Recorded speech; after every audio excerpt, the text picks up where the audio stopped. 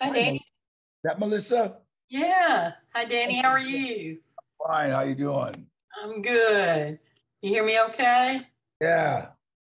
All right. What you been doing today? Filming? No, I was actually on a Zoom for a video game, Oh. Hmm. Something you can and talk about? now I'm going to work on my truck. Well, they were just yeah, they there was about 3,000 people viewing, and they just wanted to ask me questions about the video games that I've done. I did uh Escape from I forget what I do, Mikey. Vice City. Oh, Vice City. Oh, And yeah. yeah, I've done a lot of video games, so I guess all the gamers wanted to hear from me. They needed some advice. Mhm. I thought Eric Roberts was the busiest actor I'd ever known, but you're right up there with him with so many projects you've got going on. Are you a workaholic? Ah, I work a maniac. Workamaniac. You just like to keep busy? Yeah, I got to keep busy or just go. It's funny. My daughter says I could be the poster child for ADD. Well, I assume you no longer have to audition for anything. So do you just sort of pick and choose what you want? No, yeah, there's what I have an agency that kind of gives me three choices and I'll choose whatever I want because they get 20 scripts a week or something. I don't know. What do So you I don't have time to, if I read scripts, I would be reading scripts. That would be my job. Mhm. So I trust Gloria Hinojosa. That's my agent. And she just, hey, this is a good one. Okay. Yeah. The check cleared. Oh, but that's bad. Well, that's the main thing, isn't it? Well, that's great. Well, let's first talk a little bit about Shadow the Cat, not to be confused with the British horror film, The Shadow the Cat. So it's listed as an Argentinian fantasy film. Mm-hmm. So tell me about it. Tell me about the film. Well, it's like I got down there and they said I could do it in English, because they didn't want to have to worry about. No, I did it all in Spanish, so it's kind of cool and it was a lot of fun. And Argentina was gorgeous. Buenos Aires is awesome, and so I got to. It's funny because we were filming and a peccary. You know what a peccary is? It's a great big kind of pig animal, but it's about 4 feet tall, and just kind of wandering through the set, and everybody was kind of calm. And I asked, "Do they bite?" And do they? Only if you're a vegetable, So it was kind of cool. Yeah, but it was a great place. I love the people were all nice and everybody was really friendly. So the fun film and great horror film. I really enjoyed doing it. Got a lot of twists and turns and stuff. And I like I love horror films, but monster films are a little different because some of them are like kind of just okay, it's a monster, but like Robert Rodriguez was really kind of the first to start like the vampire zombie craze with From Dusk to Dawn a few years back, and then that really pushed. So now everybody's, The Walking Dead, this, that, so. Mm-hmm. Well, I think of monster horror films too from way back. The black and white with the, I'm old enough to remember all that. The mummy, of course, are you getting the mummy and the mummy returns and you Frankenstein. What I always used to laugh at was these people are running for their lives and the mummy's going, and catches them. Looks like he can't hardly make it, but yet he Yeah. catches. And these guys are running for their lives. Frankenstein and all that, you know. Those were fun. Those were fun movies. Yeah. Of course, I loved Mel Brooks' Young Frankenstein too. I think one of the scariest movies ever was a movie called The Omen. Mm-hmm. And it was it was unbelievable, but it was just music. The little girl turned into the devil. It was like, it was a scary movie. Yeah. Mm-hmm. It absolutely was. Now, who do you play in this? What does your character do in the film? I'm kind of the heroic character. I can't remember my name. I've done so many movies, but I'm kind of the gardener helper that helps, and I ended up knowing what to do as far as the. Hear my birds. Mm-hmm. I have a cockatiel. You might hear. Got two of them back there. Really? Okay, I love them. Yeah. So you're the hero, and you're a restaurant owner too, which I. Oh yeah. I own 4 restaurants and I mean, in the film. A donut shop. Yeah, but I mean in the film. Oh, in the film. I thought you meant. Well, that's what I was going to say. How ironic it was. I just know about a restaurant. It's really, really good. Yeah. So. Okay. Not the owner. Oh yes, I know. I've never had Trejo's Tacos. Of course, I live in Alabama. You're gonna have to mail me one or something. All right, I will do. Grubhub or something. I did just read that you said fried chicken belongs in a quesadilla. That sounds good. We've got some great quesadillas. We've got some great tacos. We've got the best salsa and guacamole in the world, and so it's like some really we've had the what do you call it, the stars giving us a rating, a 5 rating every time. We always keep that star, so that's great. So what's your favorite taco recipe? Mine is the Baja fish taco that we have. It's really delicious. I love fishing. I love the white fish, and that's what it is. So it's really delicious. Sounds great. Well, now you're famous for being killed on screen for I don't know how many times, but more than I hold the record. I hold the record for more deaths on film than anybody. So that's I'm kind of everybody says, "Oh, well, you've died more." Yeah, I went to the bank more too. So. What was the weirdest way you've been killed? Oh, my head was on a tortoise in Breaking Bad. It was Tortuga, and so my head was on a tortoise. That was kind of ironic, and everybody in the world saw that. Mm-hmm. And in fact, when I was in England doing a Comic-Con, these 3 guys brought a tortoise this big. There's 3 guys holding it up, and I signed "Hola DEA Tortuga" on it. So that was kind of ironic. What kind of stunts do you still do yourself? None. They got great guys with not same kind of mustache. I don't. Stunt guys love me because they know that's not my job. Doing stunts. I love actors that, I do my own stunts. Well, if you do your own stunts, buddy, that means you're insuring the movie for whatever it is, because there's no insurance company in the world that's going to let a lead actor do a stunt. So anybody that says they do, damn liar. I mean, I know that.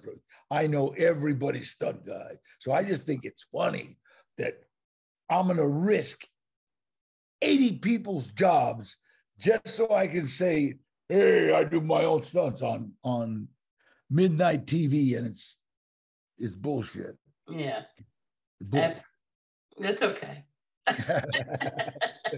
It's okay. No censorship here.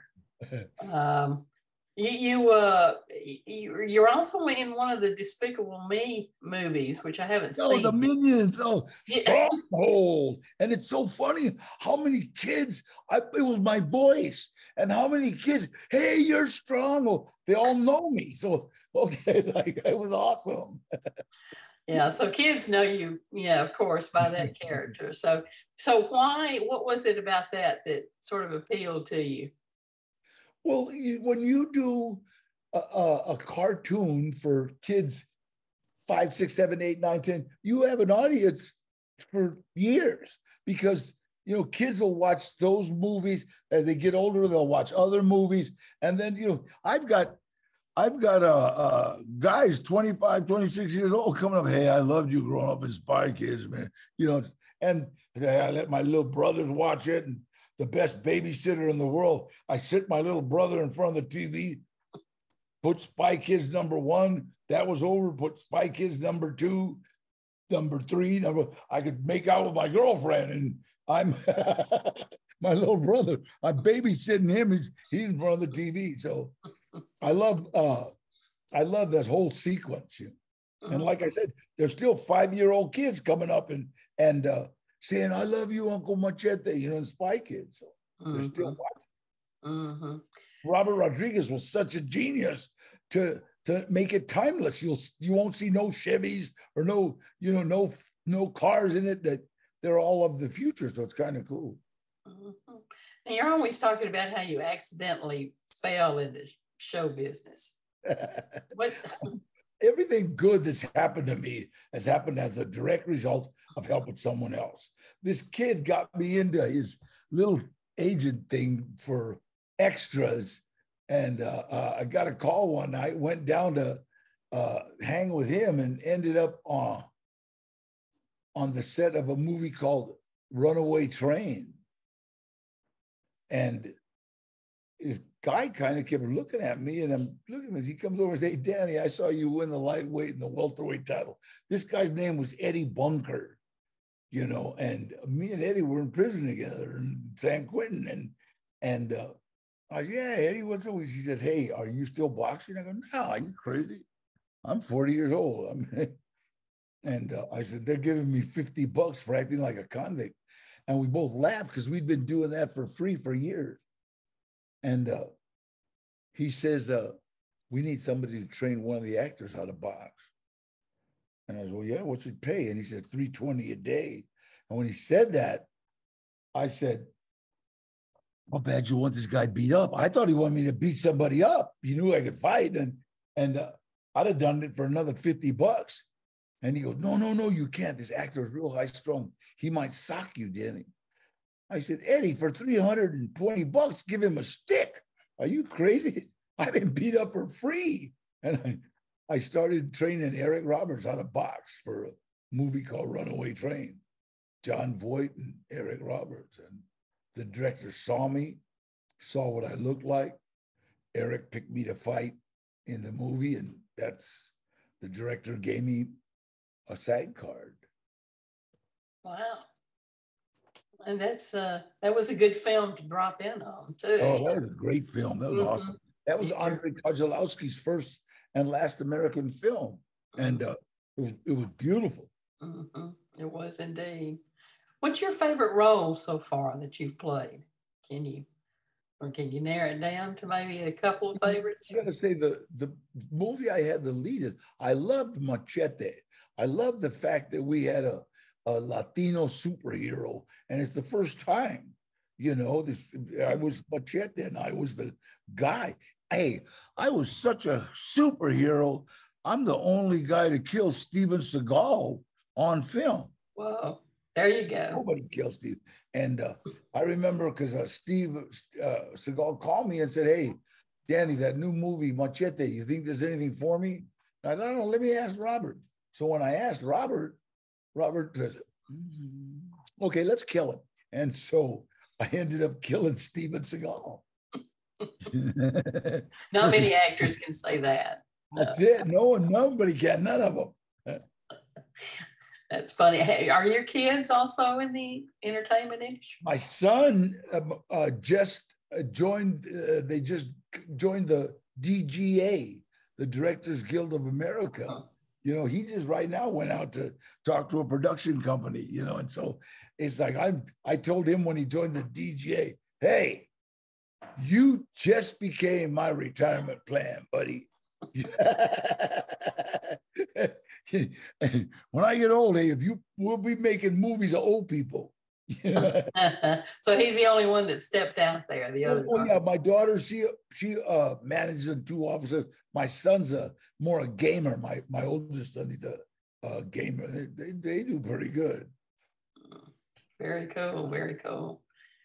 So what about, you know, anybody special in your life? Everybody. My kids, I love my kids. Yeah, they're like awesome. And Yeah.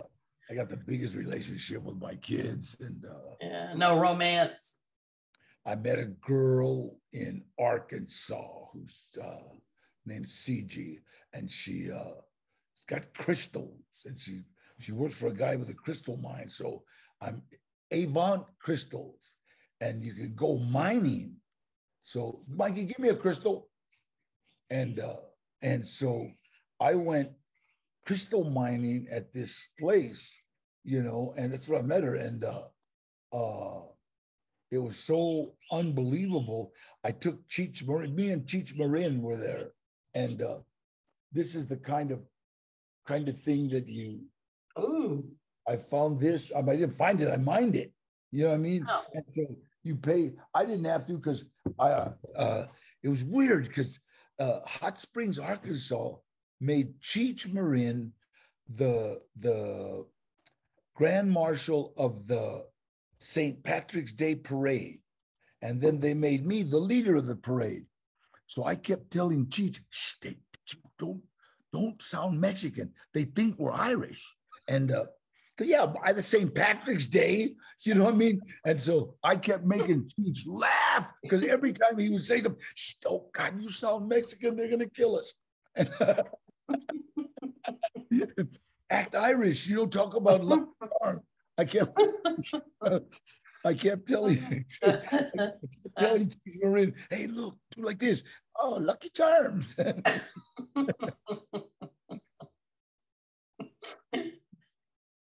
So so we can thank the crystals for, you know, moving along your romantic life.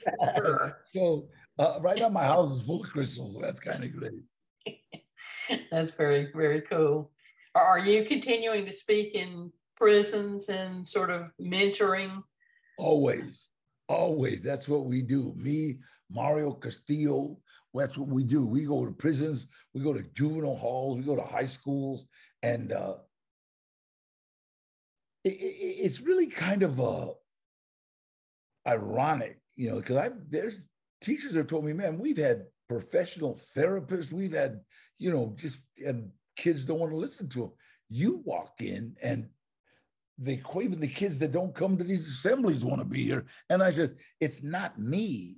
It's the guy from Spy Kids, the guy from Heat, the guy from Desperado, the guy from Blood in Blood. It's the guy that's been in their living room. That's who they want to hear. And so God's given me this unbelievable platform. And my message, drugs, alcohol will ruin your life. Education is the key to anything you want to do. And that's what I preach. And I'm a perfect example. And I think that's what interests them. The fact that been there, done that, bought a t-shirt, came back. Yeah. You know, and so when I tell them about juvenile hall, they know, you know. Now, when I tell them about prison, they understand, you know, they're all ears wide open because the guy from Spy Kids said so, and the guy from Heat, and the guy from Desperado, you know, so I'm a lot closer to a lot of kids than people know. You tell them about your experiences in prison. Absolutely. Wow. Absolutely. And when you tell a kid, there's only 2 ways to go. You're either going to be predator or prey. Predators stay in prison, prey get hurt. So those are your choices. And it's like, wait a minute, that therapist didn't tell me that.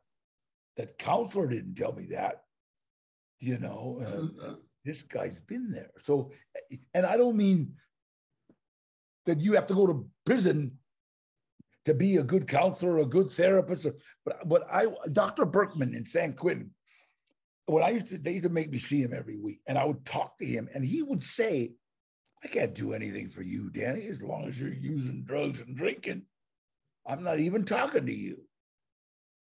You know, and they used to give me a list of, did anybody stare at you? Did anybody make you mad? Did anybody blah, blah, blah, blah. And if I go, no, no, no, no. If there was one yes, they'd call me and talk to him, because the way the drug addict and alcoholic mind works, it's like it might take you 2 or 3 days to process something. Oh, he did that. And so, you know, you might sock somebody, they don't even know why, because 2 days ago you gave me a dirty look.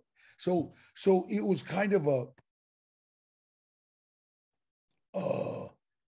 I've realized that, like, you know what, wait a minute, man, a lot of kids deal with this. When I was in junior high school, middle school, they put me and three other kids in a room all by ourselves. And then by the end of the month, there was like 20 kids in there, and we never went out of that room, except for when the bell rang, we go out, we come back, go out, you know, I mean, that's all. And usually you go to different classes. We were in the same class. They call it social adjustment. And I started working with autistic children. I got older, right? I realized everybody in that room was on the spectrum somewhere.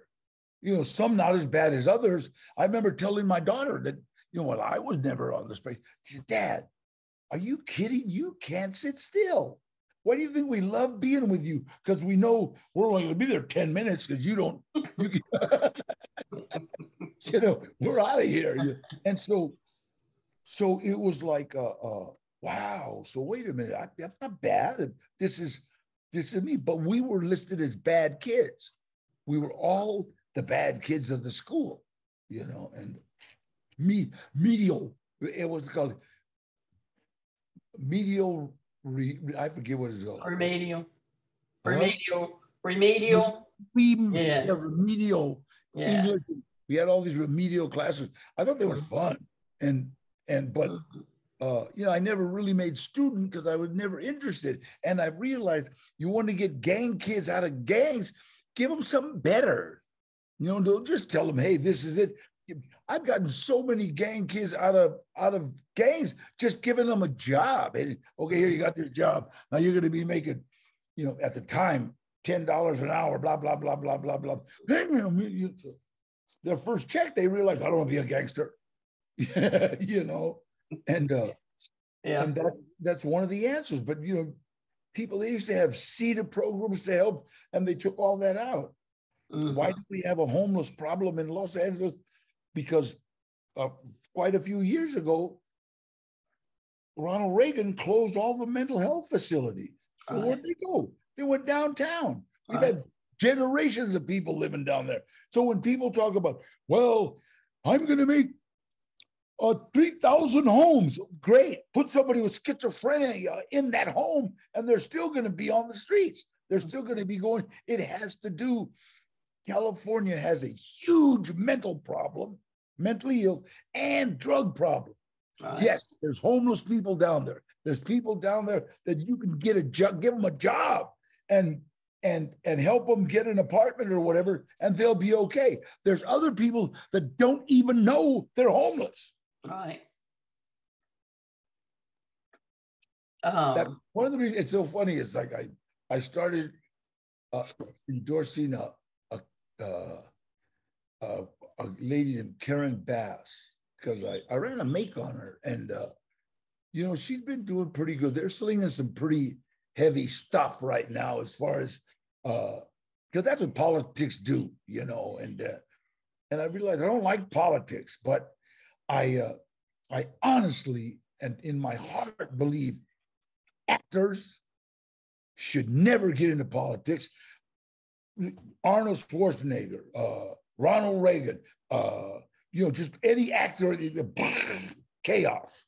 You can't put an electrician to do a plumbing job. Right. I mean, politicians are raised. They know government. If you would give somebody that has not been in politics a test on government, they'd fail. They don't know the ins and outs. Right. Right. And so I'm being a soapboxer. I should shut up. And so, but you know, so this is my feeling. Same thing with billionaires. I know a billionaire does not know how somebody on Skid Row feels and what to do for them. I know that. It's impossible. Exactly. You know, if you, I don't know about you, if your mom and dad raised you to feel that you can have anything you want because we have the money, you will never in your life know how that guy who's supporting 2 children and 2 jobs and his wife works and can barely make the rent. It's like you'll never know. That's absolutely true. I understand you're shooting something with Chevy Chase. The Wild Pitch. Wild Pitch, yeah, that's going to be great next month. And it was funny because we're doing it's about a bunch of kids that had this baseball game and kind of they're reliving it when they're 70 and 80 years old. So it's going to be fun. Is that your first working with Chevy Chase? Yeah. Chevy, I love his stuff. I've worked with a lot of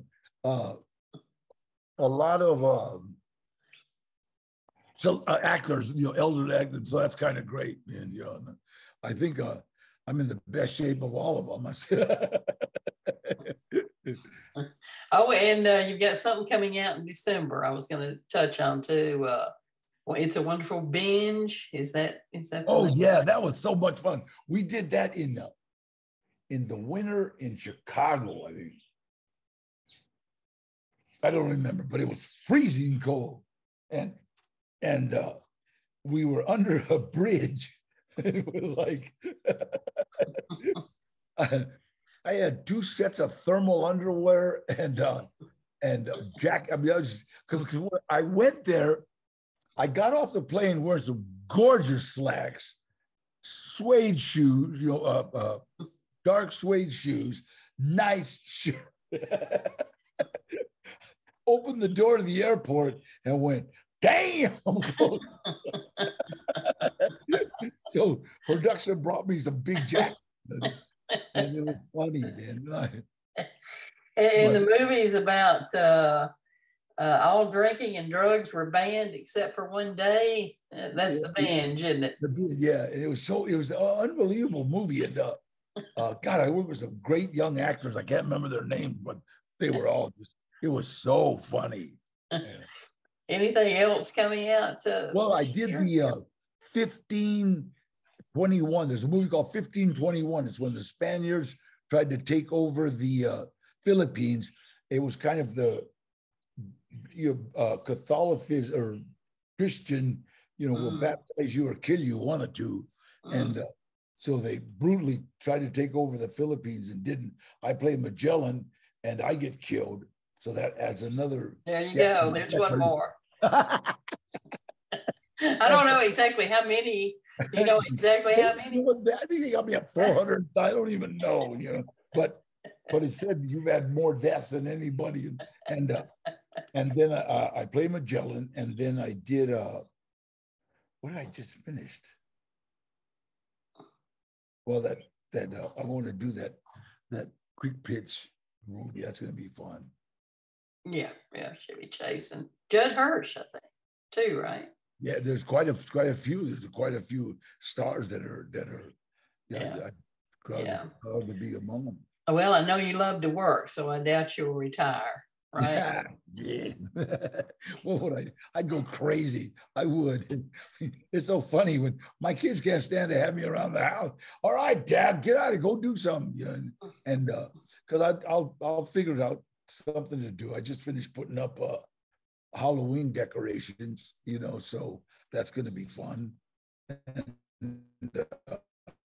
is there any particular genre that you'd like to play more than? This is crazy around here because we Having a little trouble hearing you.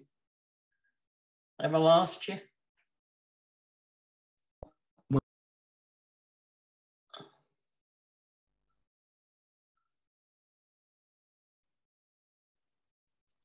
I think I've lost. I think I've lost you. Can you hear me? Well, are you sure? Okay. Yeah, I can hear you now. Yeah, I can hear you now. The picture's frozen. Now it moved. All right. Well, it's I'll just wrap it up because we're about done, Danny. There you are. Yeah, I didn't hear the last thing you said except your kids don't want you around the house. Yeah, no, I said that, like I have to be doing something, and I always got a work crew over here, friends of mine coming over.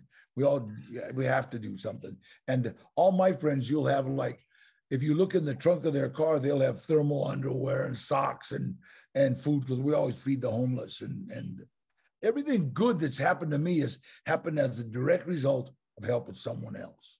Yeah. And a lot of good has happened to me. Yeah, thanks for feeding the homeless. Oh yeah, that's a very, very selfless.